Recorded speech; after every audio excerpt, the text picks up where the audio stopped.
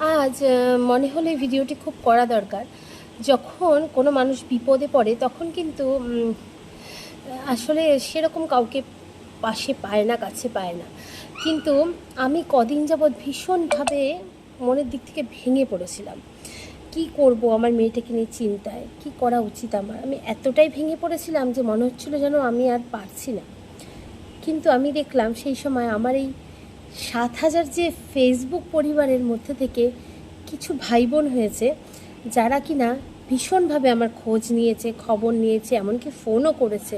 দিদি তুমি ভেঙে পড়ো না। কেউ কেউ মেসেজেও বলেছে, কেউ কেউ ইনবক্সে বলেছে, কেউ কেউ ফোনও করেছে যে এতটা ভেঙে পড়ো না, সব ঠিক হয়ে যাবে, ভাগ্যের উপর ছেড়ে দাও, আর ঈশ্বরকে তুমি সবসময় ডাকো, দেখো সব কিছু ঠিক হয়ে যাবে।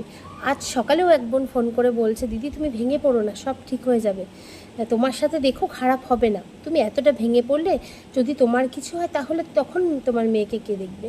আমি সত্যিই ভেবে দেখলাম কথাটা তো ঠিক, আমি যেভাবে ভেঙে পড়ছি তাতে আমার কিছু হয়ে গেল কে দেখবে। তোমাদের সকলকে অনেক ধন্যবাদ যে তোমরা আমাকে এতটা সাপোর্ট করেছো, এতটা আমার কথা চিন্তা করেছো, অনেক ধন্যবাদ।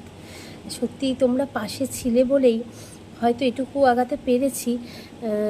তোমাদের এত ভালোবাসা পেয়েছি বলে মানে আমার মনে হলো না নতুন করেই আবার সব কিছু শুরু করি।